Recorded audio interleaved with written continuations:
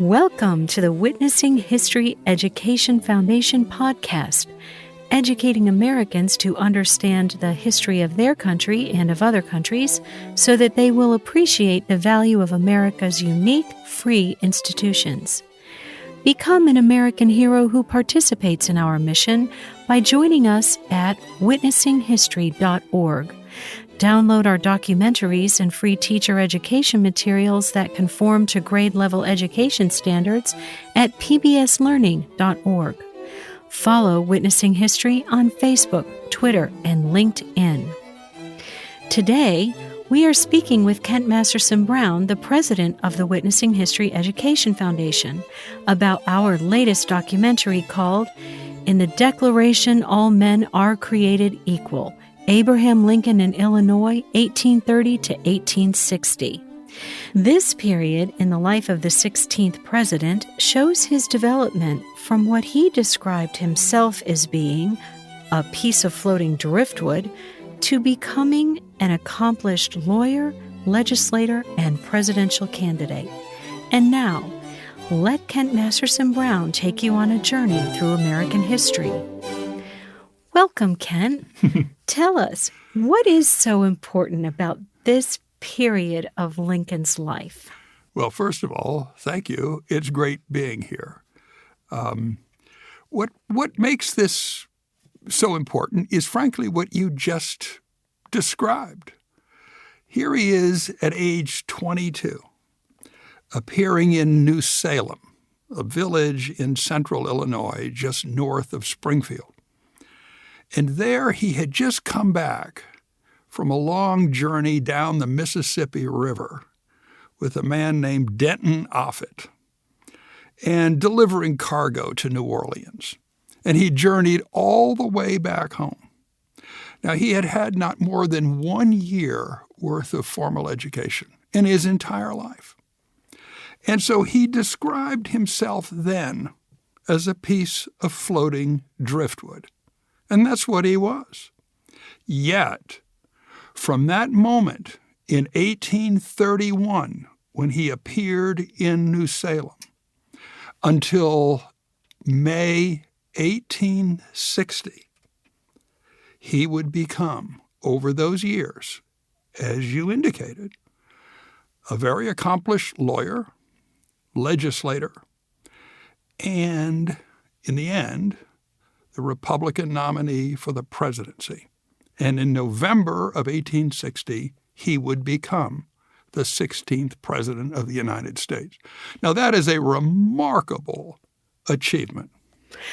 It really is. It seems that what you're describing is that he found his purpose in New Salem, Illinois. What do you think about his life in New Salem helped him discover that purpose? Some of it was inside Lincoln now. Mm-hmm. First of all, Abraham Lincoln is a fellow who truly sought to improve his lot. He being a piece of floating driftwood really wasn't good for him. He looks at that in some derision. What he wanted was better. He wanted to do better in life. And he found in New Salem a group of people, maybe 25 families, living there, all in log cabins. For those interested in seeing what New Salem looked like, you can visit it today. But he found in those families people who would help him, who were much like him, who came from, lots of them came from southern states, Kentucky being principal among them. And he, of course, was a native Kentuckian. But he found people who were responsive and who were helpful. So when Lincoln wanted to learn grammar, here he is at 22 years of age, actually 23 when he begins this, he asks Mentor Graham, a resident there. Imagine the name Mentor. What an apt name. What an apt name for being the mentor of Abraham Lincoln. But he asked a man named Mentor Graham if he could help him learn grammar. So Mentor Graham reaches for Kirkwood's book published in the 1820s on grammar. And he and Lincoln study grammar. And when Lincoln then is offered a job as the deputy surveyor for what became Menard County, Illinois, he doesn't know anything about surveying. Yet they liked him and they made him deputy surveyor. So he goes back to Mentor Graham and he asks him, could you help me? What do I do to learn surveying? And Graham shows him texts that he can turn to. And he and Lincoln study the texts. You're describing a character who is teachable. Teachable. He's humble. And hungry. He's hungry, too. And he's hungry. And he's learning how to learn. Right, right. And, you know, it's interesting. He shows up in July 1831 in New Salem, this piece of floating driftwood. In 1832, he throws his hat in the ring to run for the state legislature in 1 year. So his skills as a leader are identified by the people in that town. Exactly. Who are some of the people who influenced him there in that short year? Well, there are lots of them. A man named Jack Kelso. Jack Kelso lived in a dog trot log cabin, 2 log cabins with a section in between you could walk through in the open air. It's called a dog trot cabin. He lived in a dog trot cabin, and he loved to read Robert Burns and Shakespeare. And so he introduces Lincoln to Shakespeare. Now imagine, in a log cabin community in the middle of nowhere in Illinois, you have people who have this sort of mindset. And so he introduces Lincoln to Shakespeare, introduces him to Robert Burns, which was Kelso's favorite. And so Lincoln learns to read, not only through Mentor Graham, but learns to read through reading the great classics. And this, again, is all happening in this little place that came about in 1828. New Salem only owes its origin to 1828. And here's Lincoln in 1831 showing up there. And by 1832, he's not only studying grammar and studying Shakespeare and Robert Burns, he runs for the legislature. So let's talk about a few of the influential individuals who worked with Lincoln and helped him make himself believe he could become a legislator for the state of Illinois. Well, there were several. One of them is James Rutledge. The Rutledges of New Salem all came from, as the name would suggest, South Carolina. But they came from South Carolina through Kentucky and then into Indiana and ultimately Illinois.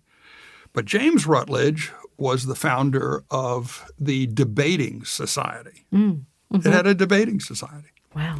And he allowed Lincoln to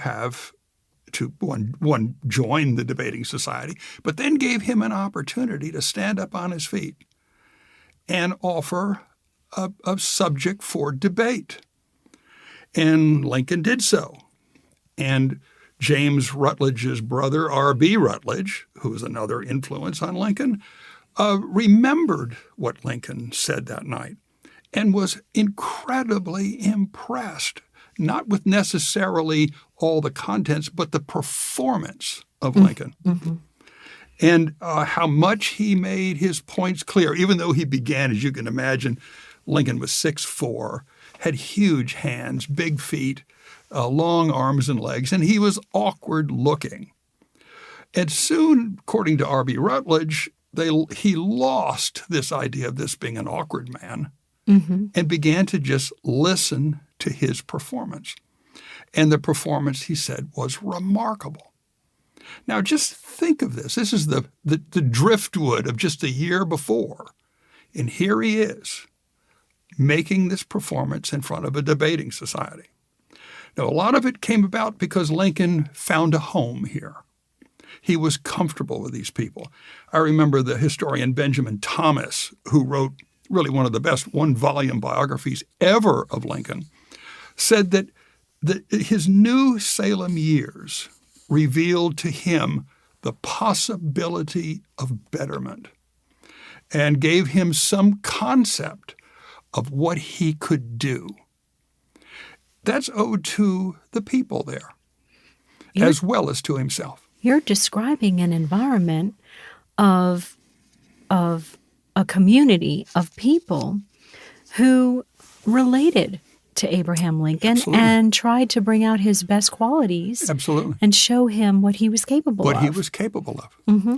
That's really amazing. So he started to run for office in 1832. Tell us about that campaign. Well, the campaign begins in April. The election's going to be in the fall. And when he announces his campaign, you can see his platform because he had it published in the newspaper in Springfield, which was a Whig paper. Lincoln chose to become a Whig, and I think the reason he chose to become a Whig is kind of obvious. He's from Kentucky. And who's the great Whig in the United States Senate, had been Speaker of the House from Kentucky, but Henry Clay. He became a devotee of Henry Clay. And so what Henry Clay liked, Lincoln liked. Mm-hmm. Henry Clay's a Kentuckian, and as Lincoln would say, I too am a Kentuckian. And so he publishes this platform where he talks about internal improvements. And internal improvements, of course, was Henry Clay's whole reason for elected office. He was the champion, national champion of internal improvements. And Lincoln, in his little published platform, talks about improving the channeling of the Sangamo River, Sangamon River. He called it the Sangamo River, like the newspaper. And that it needed to be deepened and channeled for more barge traffic. And this appealed to people because, they wanted commerce too. Well, this is also what he's familiar with, having just returned from working on barges, going down to New Orleans on barges, correct? Precisely. So, and by the way, in that article he has published in the Sangamo Journal, he mentions his own experience on barges, flatboats going down the Ohio and the Mississippi River. And New Salem's prosperity is due to its strategic position on the river. And it could be even more, he says. It's a port. Okay. Yeah. Yes. So he's trying to promote his own community. Right. Okay. Well, he mentions, of course, this famous story of his, that he was on this flatboat with Denton Offutt, among others, and they went down the Sangamon River. And as they were going down the Sangamon River, they hit a mill dam. Oh. And the boat got stuck. Flatboat got stuck on it. And they couldn't get it off. And so what they did was Lincoln oversaw them emptying the contents of that flatboat, all the cargo. And then he got a drill and drilled a hole in that hull. And so that all the water that had gotten in could be let out. He then emptied that hull and then pushed it over the mill dam and then proceeded to plug that hole and then get the cargo back on board, and down the river they went. But you see, it showed that to him then, and he argued this to his fellow citizens, that this river needs to be improved if we really expect to use it commercially. And who wouldn't disagree with that? But then comes to me the most important point of all that Lincoln mentions. And it's this. He said, the value of education is something that I want the state legislature to stand for. Because he says if people can learn to read, they can learn the history of their own country and of other countries so as to value the free institutions here, which is what you just quoted. That's where it comes from. That's it. And the witnessing history motto we got from Lincoln's first race for public office. Mm-hmm. But here's a fellow, though, who has spent his time not only studying grammar, all that, reading Robert Burns and Shakespeare, but Lincoln loved to study history. He truly loved American history. And he loved to read about the founders of the country. And so here he is with all this love of reading this, taking it and making it part of his public persona as a candidate for office. Well, and this is about 20 years before public education becomes a rallying cry for politicians. Oh, yes. And Abraham Lincoln is thinking, I didn't have access to a decent education growing up. I've had to do this myself.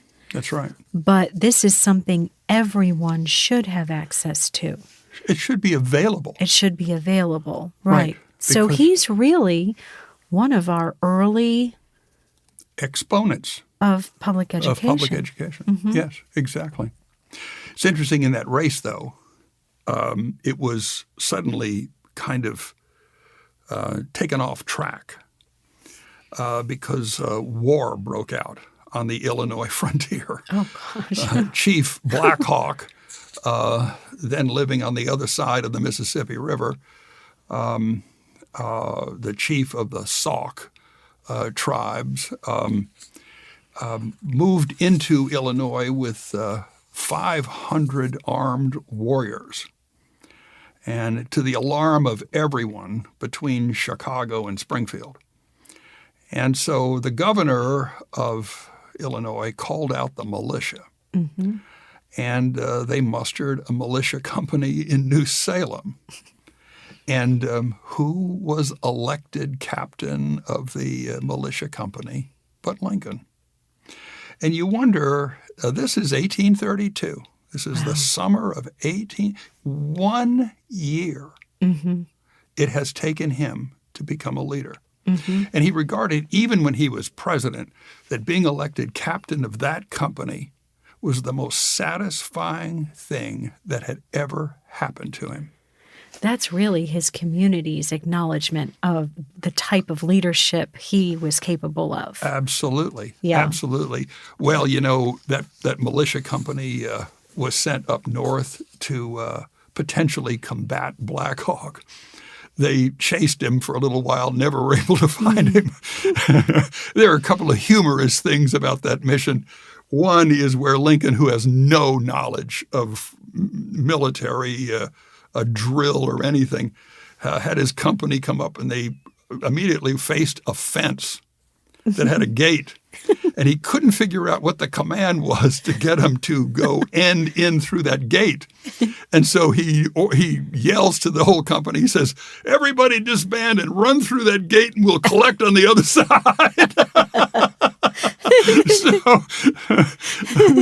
But they wind up coming back home in the summer of 1832, and he renews his race for the state legislature. Okay. Yeah. And the outcome of that race? He lost. Okay. He lost the race. But let me tell you, though, there were people who listened to him give a campaign speech or two. Mm-hmm. There was a prominent lawyer and circuit judge in Springfield by the name of Stephen Trigg Logan. Now, let me tell you about Stephen Logan just really briefly. He's another Kentuckian. He's the grandson on his mother's side of Colonel Stephen Trigg, who was one of the commanders at the Battle of Blue Licks and was killed there. On his father's side, he's the grandson of James Logan, who was the brother of the famous Benjamin Logan, who settled Logan Station, which is now Stanford, Kentucky. And so this man has deep Kentucky roots. And he sees this young, kind of gawky fellow giving this speech, and just like R.B. Rutledge, he listens and then finds this man to be not only fascinating to watch and listen to, but he says he's extremely popular where he is. Those are his words. So, again, 1 year, he's been elected captain of a militia company, and he's now referred to by a main political operative in the Whig Party as being extremely popular where he lives. Now, he lost the election, but in New Salem alone, Lincoln polled 277 of the 300 votes cast. Shows you how popular he was. Mm-hmm. So he's getting onto the radar of the party in Illinois, the Republican Party in Illinois, as early as 1832. Well, not the Republican Party then, the Whig Party. The Whig Party, now, right. some of those would become Republicans in the 1850s, but it's the Whig Party. Mm-hmm. And yes, he has gotten on the radar of the Whig Party. Okay, so after he lost the election, does he go back to New Salem? Well, he's living there. I mean, he never really left New Salem. Okay. He ran as a resident of New Salem for a House district that New Salem was a part of. Mm-hmm. So what does he do now? Well, this is a rather odd part of his existence there. He is offered a position to become a partner in a general store. And he does so by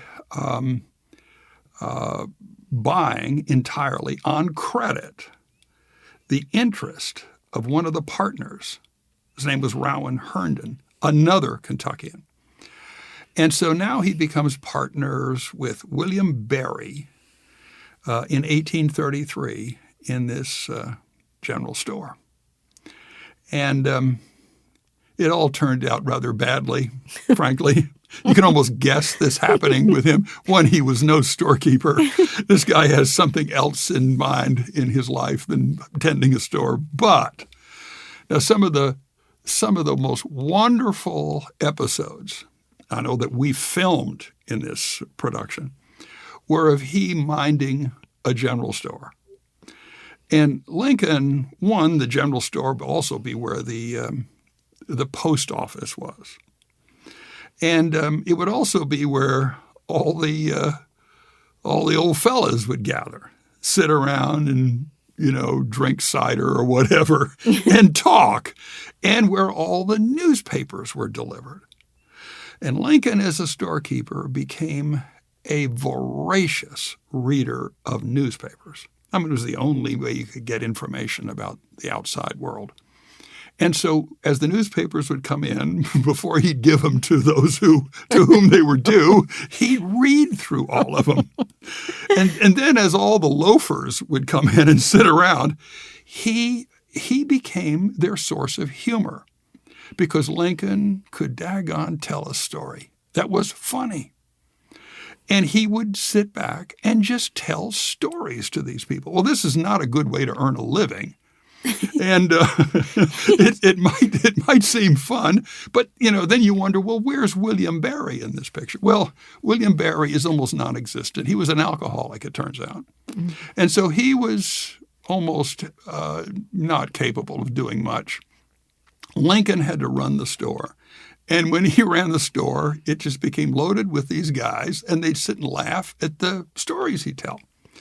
Well, as you can imagine, the store failed, and Lincoln was in debt and unemployed, and as he said he was reduced to the elemental of keeping body and soul together. That's how he described his situation.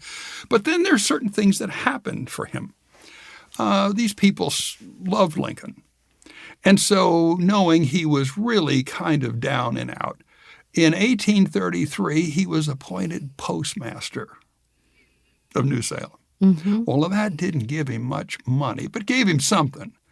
And so what this guy then does is he hires himself out to people to help them bring in their crops, plant their crops, do odd jobs, anything. What I love about the guy is he's never too proud to do what it takes to keep himself going and to keep his eye on the prize that he seeks for himself.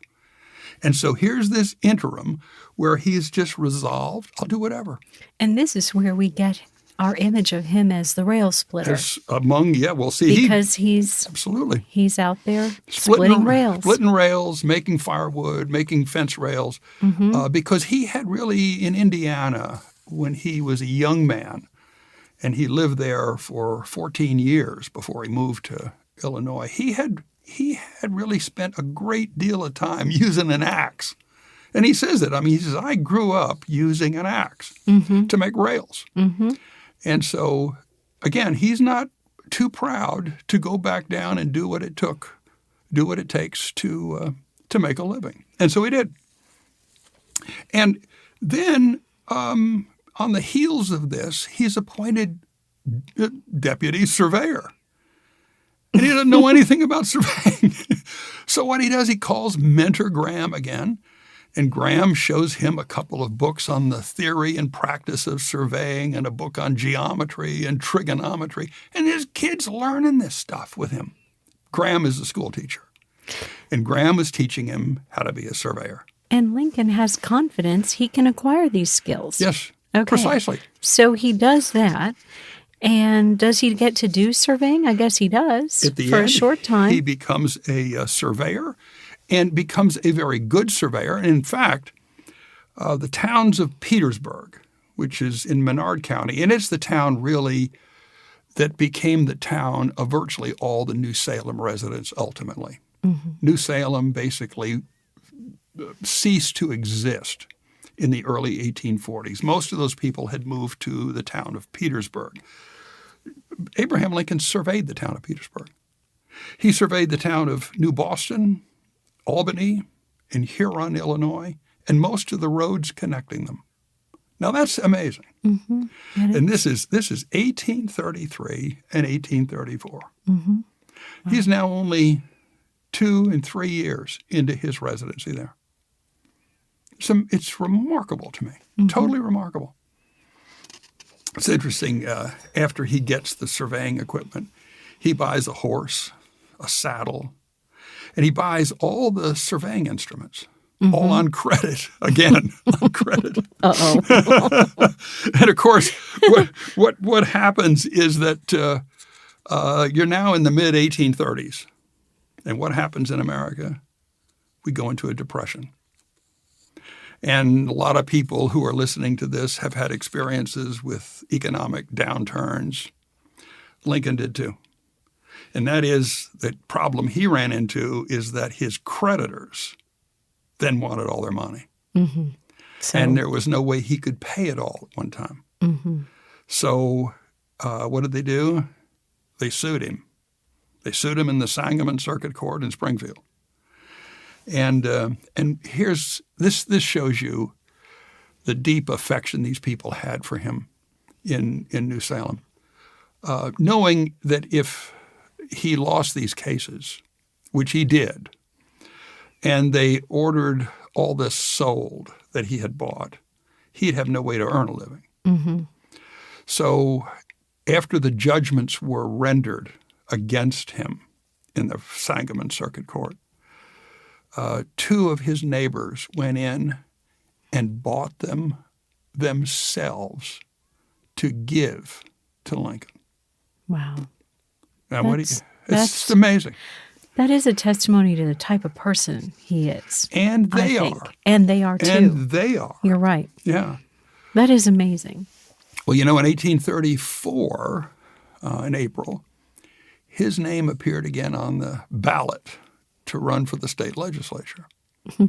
So Lincoln's going to try it again. Now, remember this. Lincoln, by being a Whig, even though he appeals to an awful lot of Kentuckians who are living in Illinois and an awful lot of people who ascribe to the Whig platform, most of the people living out there were Democrats. And the reason they were Democrats was their allegiance to Andrew Jackson. Uh-huh. Okay. Jackson is the hero of the frontier. Yes. And these people, not all of them, but many, the majority of them, were Jacksonian Democrats. And you can see why they were. And so he has a couple of strikes against him just running as a Whig. But here he goes once again in April 1834, throwing his hat in the ring to run for the state legislature. And he gives a speech that is attended by a man named John Todd Stewart. Now, that name Todd is interesting. He is the first cousin of Mary Todd, who would become Lincoln's wife. Okay. This is John Todd Stewart, came from Lexington, Kentucky. And he listened to Lincoln speak. And after he was through, and Todd was a Whig too, Todd came up to him, introduced himself, and said, "Have you ever thought of studying law?" And Lincoln said, "I have."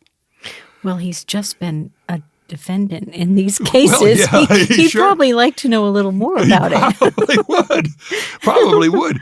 And it was Stewart who encouraged him. He says, "Look and Stewart was a prominent lawyer in Springfield, very prominent lawyer. And he encourages Lincoln, who you can imagine what Lincoln would have looked like with suspenders, clothes of some, almost like a frontiersman. And here's this polished lawyer, went to Center College, Stewart did, telling him, "You ought to study law." Mm-hmm. Well, in August 1834, Lincoln was elected to the House of Representatives. And he was elected easily. And it was said that even the Democrats began to back him purely out of a personal regard for him. Imagine that. Out of a personal regard, they backed him. So he wins. And in fact, it was people like, get this name, another one of the residents of New Salem or near New Salem who helped Lincoln, a man named Bowling Green. Bowling Green was the head of the local Democrat organization. Mm-hmm. And Green really liked this Lincoln. And so what Green does, he just tells all the Democrats, vote for him. Go vote for him. And they apparently did. And once he had won the election, he turns to John Todd Stewart and says, "I will study law. And I would love to study it in your office if you can help me." Mm-hmm. And that began another period where John Stewart and his partner, a man named H.E. Dummer, would lend Lincoln books, law books, Chitty's work on pleadings, works on evidence, all of those things.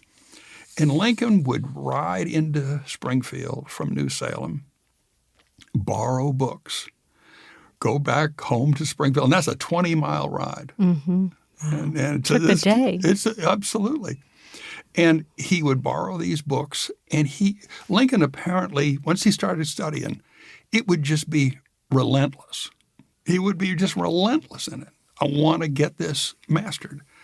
And even Dummer said he'd come into the office. He was the most awkward-looking person I ever saw in my life. But once he started talking, he got animated. And he became one of the most interesting people I ever saw. So here he is studying law. And so he's gradually acquiring a reputation in Springfield as well as in his local community. It's very perceptive. I mean, that's true. He's acquiring a reputation outside of New Salem. Think of the towns he surveyed out there. Right. And then Springfield, which is your kind of the capital. metropolis. It's not the capital yet. Okay. But it's a large town, and with a lot of educated people, prominent people, and he's building a reputation there too. Yeah. Okay, so he's elected in 1834, and he begins to study law. Right. Now, and he's riding back and forth to Springfield, Right. studying. Right. Then what happens? Well, this is an interesting episode. I think everybody has heard of this episode, and not everybody. Most people have. Many people have. And that is, he finds what apparently was his first love in life. When he is studying law, he is living with the Rutledge family. Remember them?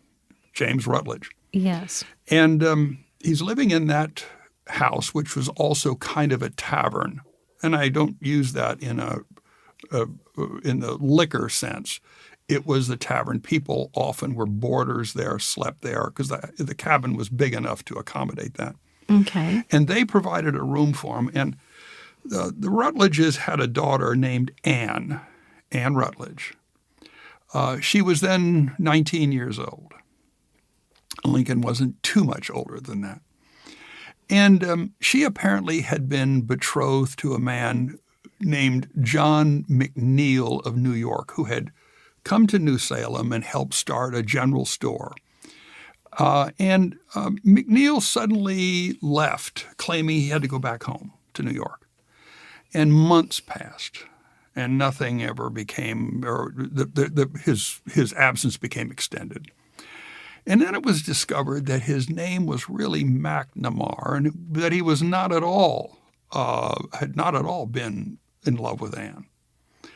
And so in the midst of this, Lincoln falls in love with her. And the Rutledges moved to Sand Ridge, which is a little settlement just outside of about 7 miles from New Salem. And Lincoln would walk all the way 7 miles to visit her. And then suddenly, in the summer of 1835, she became ill. And it apparently was typhoid fever. And in the summer of 1835, she died. And Lincoln was there when that happened. Now, some people have made huge things out of that occurrence in his life. But now here is an example. He lost his mother when he was only 8. Right. And that was a traumatic thing to have happen.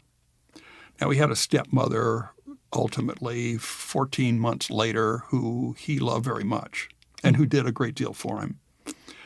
But the loss of a mother at that age is very, very difficult. And here now is another significant woman in his life who dies. And they say Lincoln reacted erratically as a result of it, that it struck him at his viscera. He was broken about it. And nevertheless, the people around New Salem rallied around him.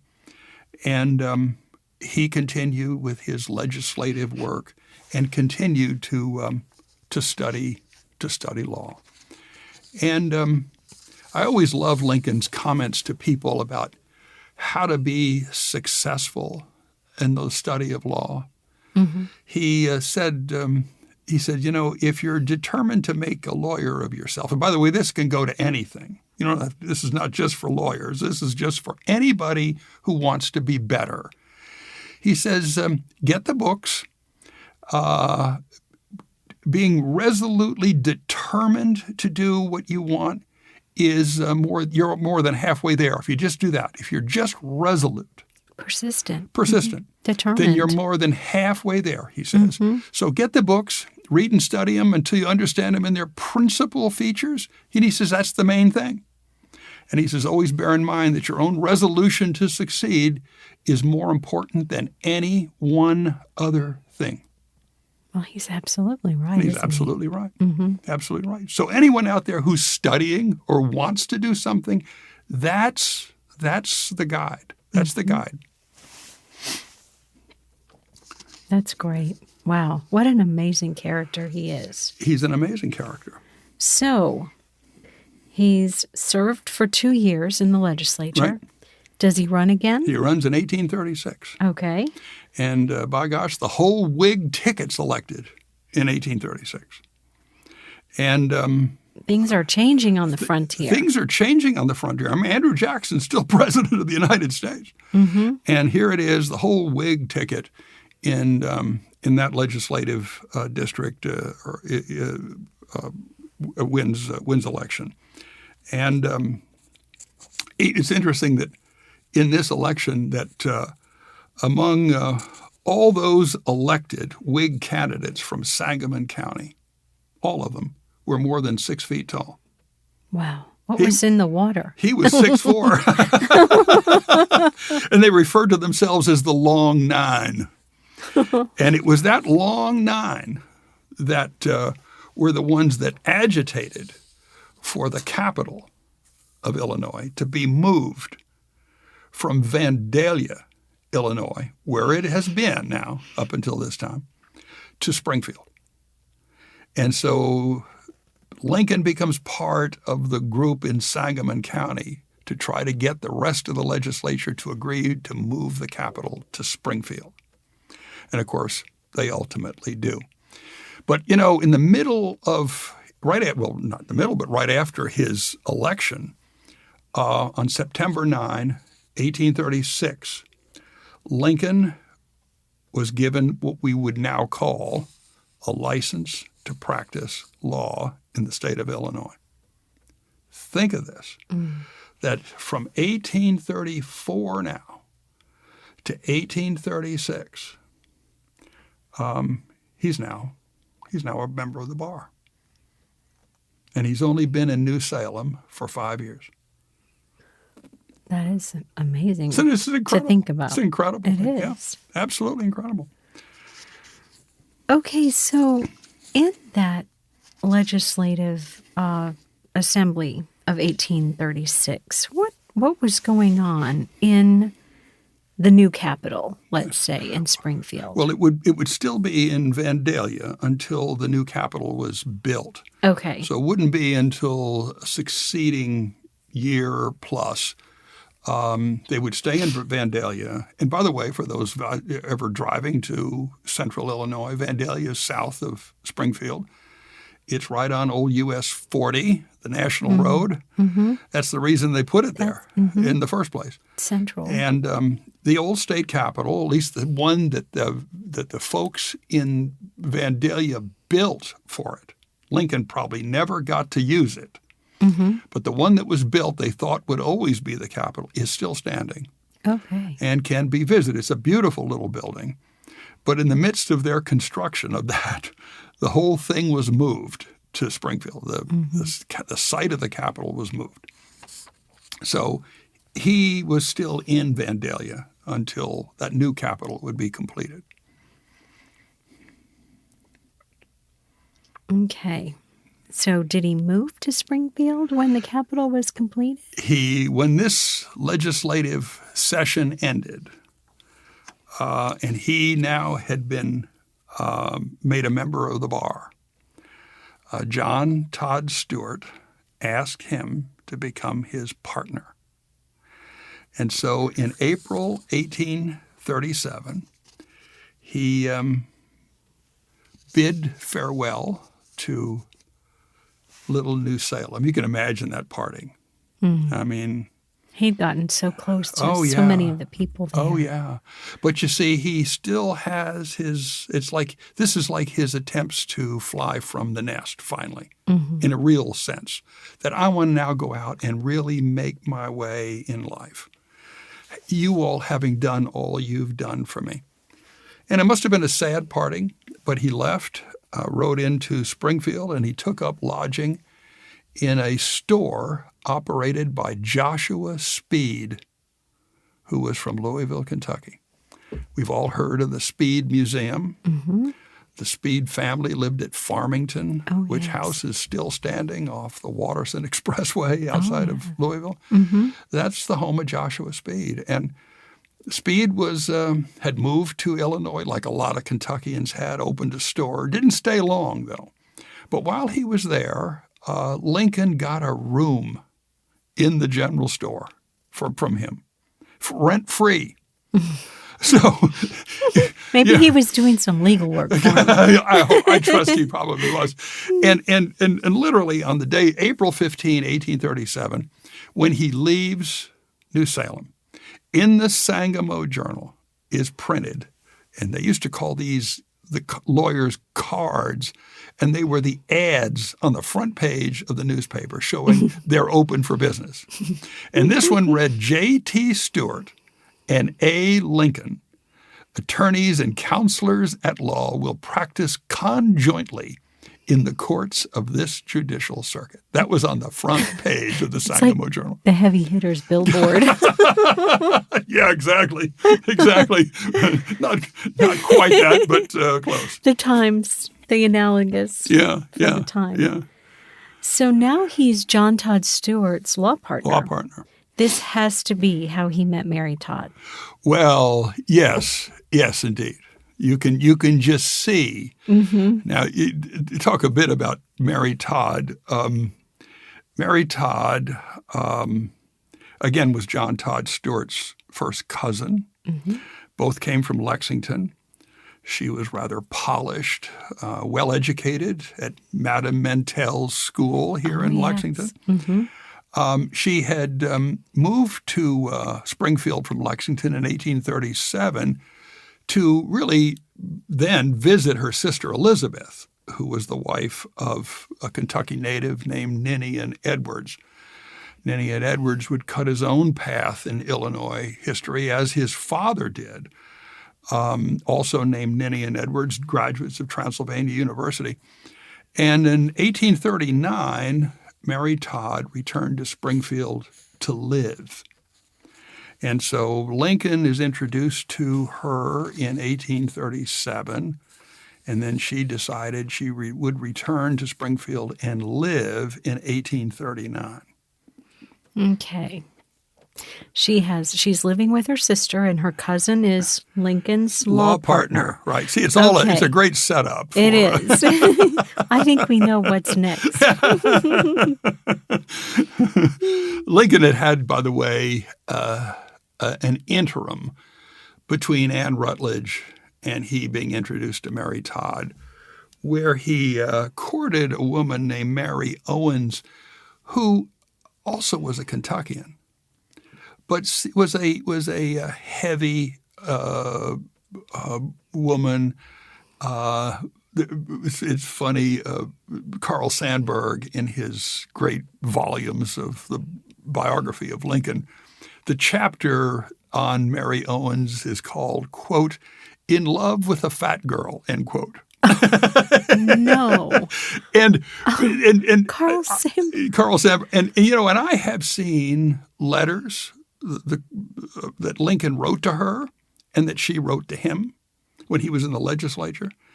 And it's so funny. All he does in these letters is complain about what the work he has to do, how he has to live, just complaint after complaint after complaint.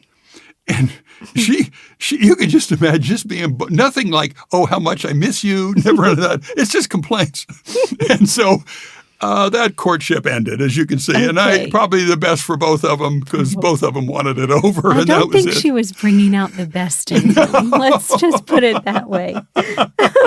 So Mary Todd was something quite different. Okay. And here's this polished, educated young lady who comes from a rather prominent family and whose cousin is his partner. And this seems to work, so to speak. He's going to marry up. Right. Okay. And they actually planned to get married on the 1st of January in 1841. Mm-hmm. And then Lincoln gets the, he starts getting depressed and despondent. Cold feet. Yeah, cold feet. Cold feet. He got cold feet. I think that's the best way to put it, is cold feet. And she then said, well, then release me from the engagement. And he did. But it seemed as though they left it open for being renewed. And remember this great letter. John Todd Stewart had gotten elected to Congress as a Whig. And Lincoln writes him a letter. And he says, I'm now the most miserable man living. He says, if what I feel were equally distributed to the whole human family, there would not be one cheerful face on earth. Oh, my. That is despondency. Oh, goodness. But nevertheless, in 1842, Abraham Lincoln and Mary Todd were married. Okay, so it all came round okay. Exactly. He has these fits of despondency. Yeah, he does. Doesn't he? He does. Mm-hmm. He does. But, I'll tell you, I think if anyone who studies the frontier, you see that evident in a lot of people. Mm-hmm. And I think it's from just how hard life is. Mm-hmm. And, we don't even think about that anymore today. We judge people. Because we can judge him by our standards. And, if he'd done this, that, and the other, it wouldn't be that way. And that's not so. People reacted in those days to things because life was hard. Death was a common visitor. And sickness usually led to death. And so... Well, in the case of Anne Rutledge, what a shock. What a shock to him. Well, look at his own mother. Right. She dies of just the milk that was poisoned by the cows eating a weed. Mm-hmm. It's random. There's a randomness. And not only then was Nancy Hanks Lincoln, did she die, but 2 weeks before that, both her cousins died up there in Indiana of that. Of the same Of thing. the milk sick, yeah. And no sooner did they bury them than she came down with it. Mm-hmm. So it's rough. Yes, and there's a random quality to the nature of things. Right. Anne Rutledge falling ill all of a sudden out of nowhere, and then in a week, gone. Right. It is. It's very shocking. Right. Mm-hmm. Well, the two, Mary Todd and Abraham Lincoln, their first quarters were in the Globe Hotel in Springfield. And is that still there? No, it's long gone. But there were 4 children born to that family, that couple. Robert Todd, named for Mary's father, was born in 1843 when they were in the Globe Hotel. Then Edward Baker Lincoln, named for one of Lincoln's close friends in the legal business, Edward Baker of Illinois. Edward, they called him Eddie Baker, Little Eddie. He was the second one born, and then Thomas Lincoln was born, and Abraham Lincoln nicknamed him Tad. And he says, when asked why you named him Tad, he said, it's because when he was born, he looked like a tadpole. So there was Tad Lincoln. And sadly, and then there was William Wallace Lincoln. And little Eddie died at the age of 4, probably of tuberculosis. And as we know, William Wallace died in the White House. Tad died right after the war. The only one who would survive would be Robert, the oldest. And you speak of more of that tragedy, yeah.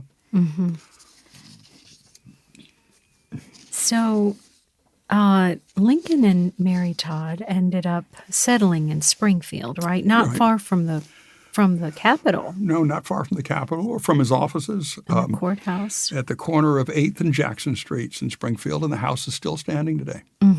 When they bought it, it was a 1.5-story house. And then over the years, by 1855, they increased it to 2.5 stories. And it's a clapboard house, a very pretty place. they occupied all the way up until he was elected president of the United States. Okay. Yeah. So what was his law practice like in Springfield? Well, Springfield was one of the counties, 14 of them, in the 8th Judicial Circuit. Mm-hmm. And back then, lawyers today would never believe this. I was one for almost 45 years. This is how they practiced law then. Their offices were in Springfield.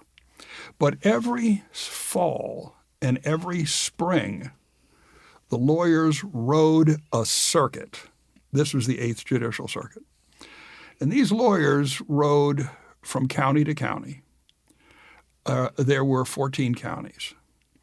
To go from county to county over the 14 counties was a 500-mile journey. Now, they wouldn't do it, of course, in one fell swoop. They would go from Springfield north to Tremont, where that would be the first county they would hit. And there they would meet all the folks who wanted to bring lawsuits. This is where court days. This is where court day comes from. Yes, exactly. Mm-hmm. And of course, the Illinois setup, and frankly, Illinois' laws were modeled after Kentucky's. And in fact, half the counties in Illinois are named for Kentucky counties and Kentucky heroes. Mm-hmm. But they would go and they would meet all the clients, prospective clients out on the lawn. They'd talk about their cases, and those guys would then go and write the pleadings right there, file them, and the next day they'd be trying them. Sounds like a pretty efficient system. Yeah, all things that is considered. if they could serve the defendant, they'd be trying them the next day.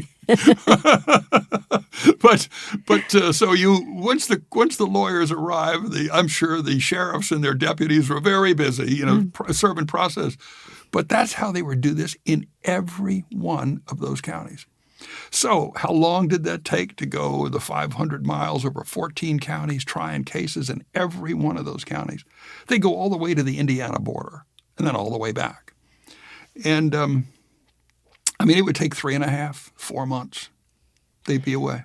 So the lawyers went to the cases. They went to the cases. The cases exactly didn't right. come to them. No. Wow. So he was clearly riding horses with a group of lawyers and the judge. And the judge. And the judge. Here comes the judge. That's right. And from 1848 until 1860, the circuit judge of the 8th Judicial Circuit was a man named David Davis, who was educated at Kenyon College up in Gambier, Ohio, and then moved to Illinois, became a member of the bar, met Lincoln in the state legislature. Lincoln regarded his time as a member of the House of Representatives in Illinois as one of the most productive times of his life. And if that wasn't one of the most productive times in his life, writing the 8th Judicial Circuit was. Because there he got to see so many people, and so many people saw him, and so many people sized him up and listened to him in the courtrooms, that if you want to see a guy who has built a base, there it is. There it is. There it is. And he's a remarkable looking person. He is. Tall and slender. You don't forget him. He was the type of guy. Memorable. Right. I mean, funny. As he regarded, he never thought he had a pretty face. And someone accused him. That would be right. One fellow he used to say accused him of being two-faced. And he says, if I was two-faced, would I be wearing this one? Typical humor of his. But the point about it is, even though he wasn't pretty to look at, he was unforgettable. Even if he said nothing. So now you can see name recognition, and you can see how people in Illinois got to know him. Got to know him. That's right. And he practiced in that circuit literally from 1837 all the way until he was elected president in 1860. Okay. Wow. And he could hold a seat in the legislature and practice Oh, law. they all did. Yeah.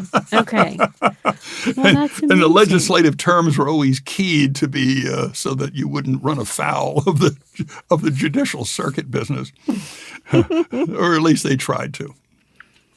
Oh. Well, so let's see. So we're going around the judicial circuit with Lincoln, and he did this 1848 to 1860 and maintained his spot in the legislature that whole time? 1837 to 1860. And, and well, he didn't maintain his position in the state legislature for the whole time. Okay. But he did. He was reelected in 1840. And then and I might put in here as well, he formed two other law partnerships. Okay. He left John Todd Stewart shortly after he was married, and formed a partnership with Stephen Trigg Logan, another Kentuckian. We talked about him before. That's right. The guy who first viewed him arguing for his cause when he ran for the state legislature, and in 1832 when Logan saw him. And by 1844, he ended that partnership and formed another with a man named, much younger than him, brand new licensee as a law practitioner in Illinois, named William H. Herndon. And Herndon would then become his partner all the way up until he was elected president in 1860. And Herndon cut his teeth as a lawyer practicing under Lincoln, just like Lincoln cut his teeth with John Stewart and then with Stephen Trigg Logan. And but Lincoln, you can tell, Lincoln doesn't want to be somebody's somebody. He wants to do it himself. He wants to go out on his own. He wants to be a lawyer himself, and then he gets some guy to come in and help him. Yeah. And you see this drive in him, always to be better and better. And so he does that, and Herndon becomes his partner. So we're seeing him become a very skilled lawyer. Yes, we are. Yes, we are. Yes, we are. And the next most momentous thing in his life is Lincoln's election to Congress. And he's elected. He gets interested in running for Congress. But there are two people who he sees as his competitors for that. The first one is his dear friend, Edward Baker, who is the congressman at the time. This is 1846. So he's running against him. And the question is, should he run against him? Okay. And Lincoln doesn't want to run against him. He is a great friend of Baker's. And the other one who is interested in running is John J. Hardin, who's a lawyer in Jacksonville, Illinois. Hardin is a Kentuckian. I mean, a name Hardin. We got Hardin, like County. Hardin County. Absolutely. John Hardin is a prominent Kentuckian, and he has expressed an interest in running for the Whig nomination. But then suddenly, Baker decides not to run. And then that would leave Lincoln confronting Hardin. And where Lincoln was interested in confronting Hardin, Hardin then stepped aside. And here's what really happened with those two. The United States is right now on the brink, or actually involved, in a war with Mexico. Now, on the frontier, the Mexican War was a very popular war. And states like Kentucky and Illinois and Tennessee, I mean, they over-volunteered. It's amazing. You go around Kentucky and cemeteries around here, and you can see monuments to the Mexican War, the ones who were lost in the Mexican War from that county. And It was also true of Illinois. These were all Kentuckians in Illinois. And both Edward Baker and John J. Hardin became regimental commanders of Illinois regiments. So they saw advancement in the military. In the military. And that, of course, always led to something good in politics. And so Lincoln stepped in when they stepped out. I see. And he ran, and interestingly, he ran against Peter Cartwright, who is that firebrand Methodist preacher. He had known him in his New Salem days. Peter Cartwright didn't live in New Salem, but he visited there. He held churches there, so to speak. A circuit riding he was a preacher. Circuit riding. And Lincoln had known him from his early days in New Salem. And ultimately, Lincoln defeated him. Okay. So Lincoln is elected to Congress, which convenes in December 1846. And by then, both Edward Baker and John Hardin were commanders of Illinois troops. And incredibly, John Hardin was killed at the Battle of Buena Vista in February 1847. And that's the same battle Henry Clay loses his oldest son, Henry Clay Jr., who was a colonel of a Kentucky regiment in the Mexican War. They were there fighting with under Zachary Taylor. And but here's the interesting thing. Clay loses a son in the Mexican War. Lincoln, he is not so sure that this war is correct, that this was justified. And so the President Polk introduces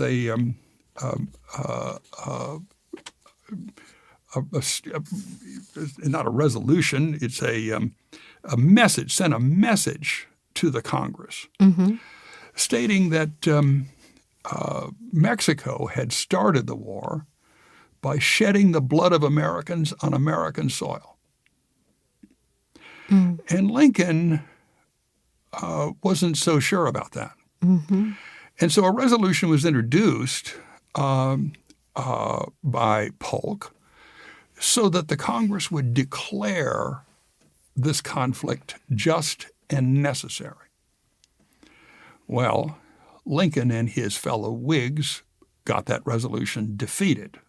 And then Lincoln drafts in his own hand resolutions of his own that he introduces, asking the president to show the spot where American blood was shed in the United States by the Mexicans. These were called the spot resolutions. Okay. And Lincoln's opponents, the Democrats, all claimed that Lincoln is going to die politically from spotted fever. And frankly, after his term was over in Congress, Lincoln realized that he could not be reelected because of what he did. Okay. Because remember, the war was very popular. Yeah. And he introducing this aggravated people. And so he comes back to Springfield and he decides he's not going to run, and probably his political career is done. Okay, so this is 1848. Okay. Right.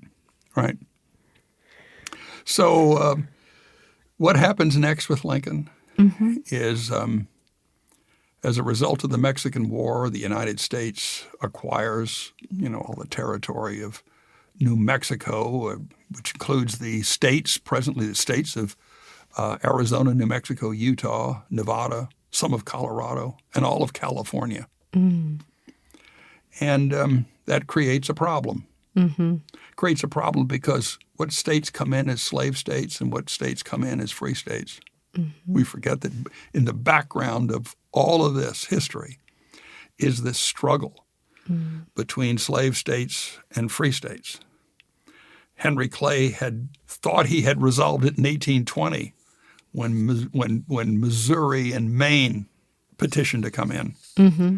And he, as a result of the Compromise of 1820, the Missouri Compromise, they let Missouri come in as a slave state, Maine as a free state, and then they drew a line along the southern border of Missouri, 3630 parallel, all the way to the Pacific, which cut California in half, what would become California in half. And they said, above that line, all those territories will be free states, and below it will be slave states. Okay? So here you go. You've now got these new states that have come in. Most of them are south of the Missouri Compromise line. California is split in half. Mm-hmm. Oh, boy. So how do we let them in?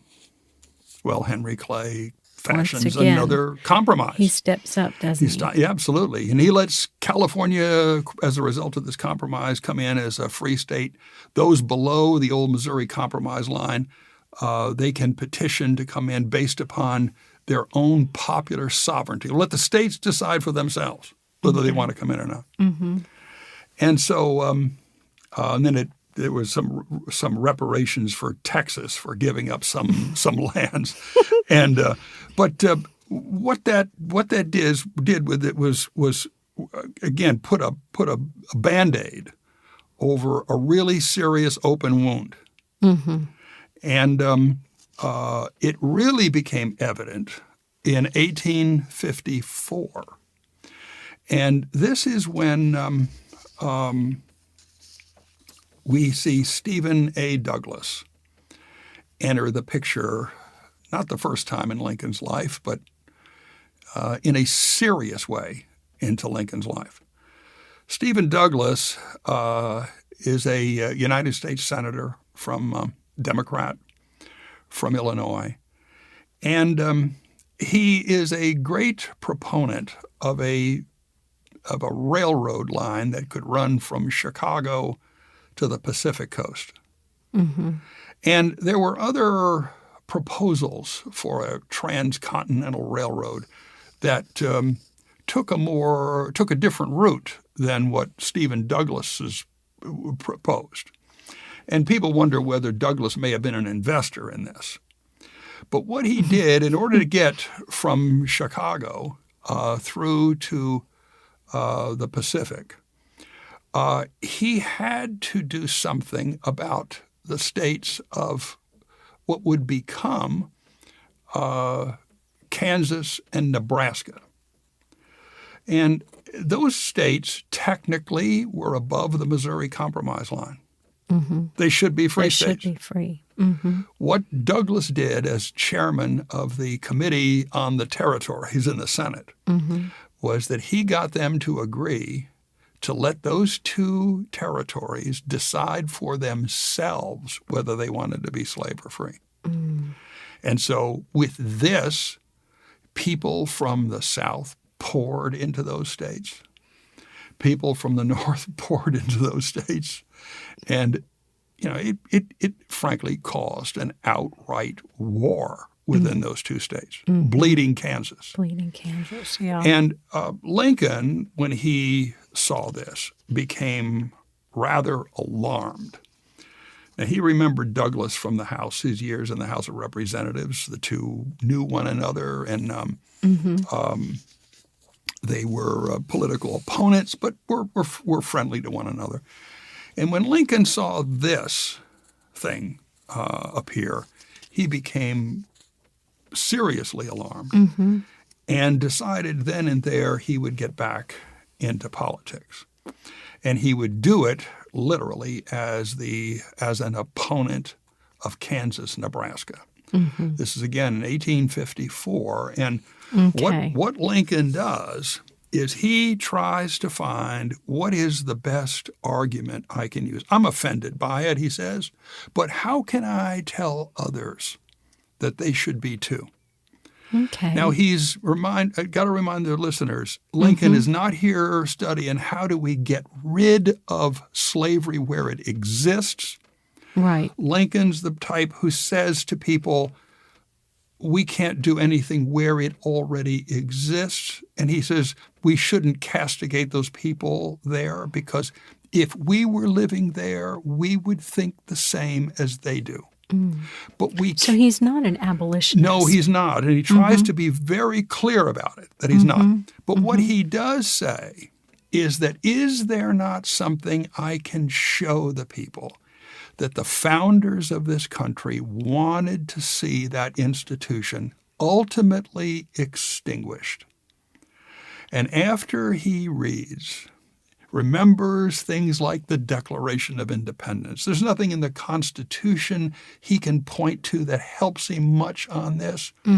But there is a creed set forth in the Declaration of Independence.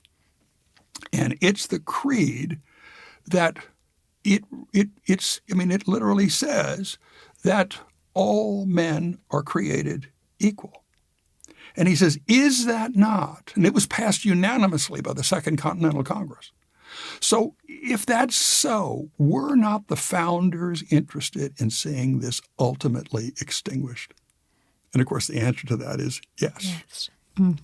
So here's Lincoln taking a document that right now in 1854 is just a relic of the Revolution. No one's talking about it. People didn't talk about it much. They celebrated the 4th of July, but they didn't care much about what the document said. And here he is dragging this document back up and saying, look what it says. He's studying. And, he'll say later that from that point forward, I never had a feeling politically that didn't spring from the sentiments of the Declaration of Independence. Ever. That's powerful. It's powerful. What I love about this story of him is that in this day and age where people try to denigrate the founders and our organic, our fundamental documents, here's a man who takes one. And, most people use the Constitution. We're constitutionalists. This guy uses the Declaration of Independence, which doesn't set forth any laws. What it does is just explain why we're separating ourselves from Great Britain. That's our vision. Yeah, it's a creed. It becomes a creed. And he takes this creed that's in this declaration, and he says, I'll use it because it tells it all. It was a unanimous declaration, so why shouldn't I? So he begins making speeches on the fact that the framers wanted to put slavery on its course of ultimate extinction, and for them to allow slavery to even be considered in Kansas and Nebraska, north of the 3630 parallel, but anywhere. But think about north of the 3630 parallel. If they would even allow that, does that not violate what the framers had in mind? And he kept telling everybody, let's turn ourselves back to the founders of this country. Let's go back to what they said. And his speeches became powerful. And he began going over all over the old 7th Congressional District where he lived, giving talks against Kansas, Nebraska, because he opposed the expansion of slavery. How can we let it get extinguished if they keep expanding it? And people found his arguments compelling. Compelling. So much so that in the summer of 1854, here comes Stephen Douglas. He comes back to Chicago, where he comes from, actually born in Vermont and lived in New York as a young man and then moved to Illinois. But he lived in Chicago, and that was his political base. He comes back. And 8,000 people show up in the streets of Chicago welcoming him. This guy has some influence now, serious influence. And Lincoln decides he's going to take him on. And so we come to the State Fair in October 1854. And Douglas is scheduled to speak. And Lincoln has tried to debate him, and Douglas won't even think of doing that with him. He's a nobody. He doesn't have any office, doesn't have anything. He's just a spokesperson for this bill against the movement against my bill. And so anyway, he's scheduled to speak at the state fair. And, of course, it's pouring rain. So they go into the new state capitol. And in the chamber of the House of Representatives, Douglas gives his speech in favor of Kansas, Nebraska. Mm-hmm. And it's interesting. This is at a time now when the Whig Party is in flux. There's a new Republican Party that has been created in Wisconsin. And there was an attempt to open up that in Illinois, but it kind of failed.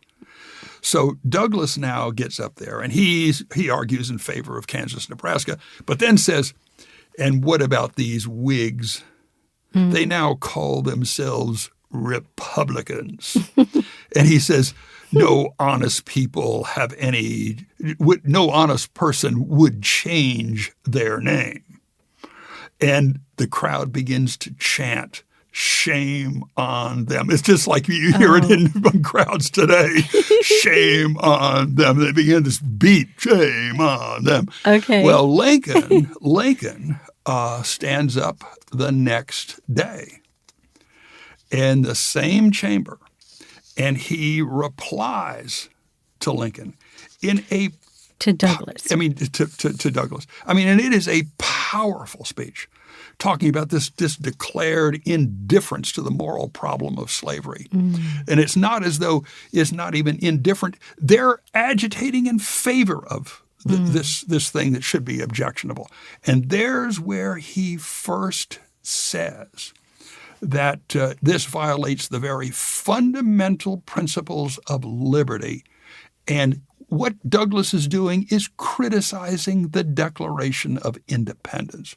Oh. And by insisting there's no right principle of this, of anything but self-interest. It's just a powerful speech. And that really starts Lincoln's resurgence into the political arena. And his expertise as a debater, think about it.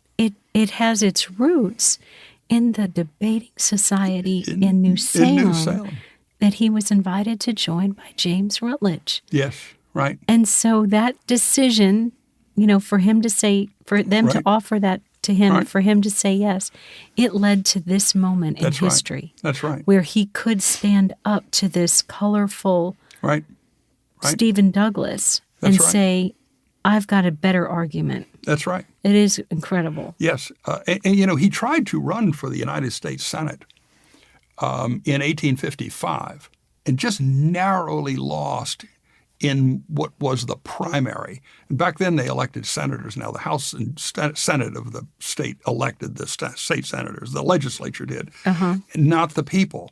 That wouldn't come until well after the Civil War. Mm-hmm. But he narrowly lost that. And in fact, he encouraged his members in the House not to vote for him anymore, but to vote for Lyman Trumbull, who was a friend of Lincoln's, who ultimately got the nomination. Mm-hmm. Lincoln saying, listen, I don't want to let my own personal thing interfere here. Right. I don't think I'm going to win this, so just let's call it off.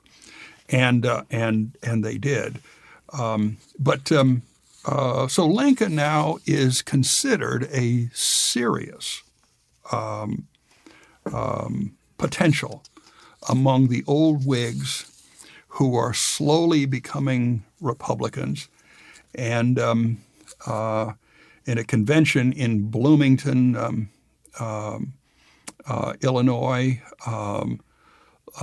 shortly thereafter, Lincoln attended this Republican convention, and he delivered a speech at that convention castigating Douglas and those supporting the Kansas-Nebraska Act. And Lincoln now becomes a dominant member of the Republican Party of Illinois. And this sets up the stage where in 1858, Lincoln gets the nomination, becomes the unanimous choice of the Republican Party of Illinois to run for the United States Senate, now against Stephen Douglas. Mm. And in the summer of 1858, Lincoln calls Douglas to debate him. And Douglas sends him a letter in July 1858 offering, he didn't want to debate him, but he felt he had to. And he offers 7 different sites around the state of Illinois, except he left out Chicago and Springfield. He didn't want to debate where they were both powerful. And they would debate in the other congressional districts. And so these two go around the state, literally all around the state. And they, in debates. And these debates were all the same thing as this fight over the expansion of slavery. And Lincoln, as a result of that race, truly becomes one of the great exponents in America of restricting the expansion of slavery. He loses the race, wins the popular vote, but loses the race in the state legislature, and very narrowly. And I mean, Douglas, going into this, knew Lincoln would be a problem. He would be a formidable candidate. And after that defeat, Lincoln now starts getting invitations from all over the country to speak. And he finally accepts one in New York City. And this offer to speak was given by a Henry Ward Beecher, the famous minister. And in February 1860, Lincoln goes to New York City. And instead of speaking in Henry Ward Beecher's church in Brooklyn, Lincoln speaks at Cooper Union in New York City, in lower Manhattan. And February 26. And the Young Men's Central Republican Union of New York City has taken over the whole operation from Henry Ward Beecher. Oh, that's why it wasn't at the church. Yeah, he has now become a thing among Republicans, even in the city of New York. And so Lincoln gives this speech. Once again, to prepare for this speech, Lincoln goes to the books.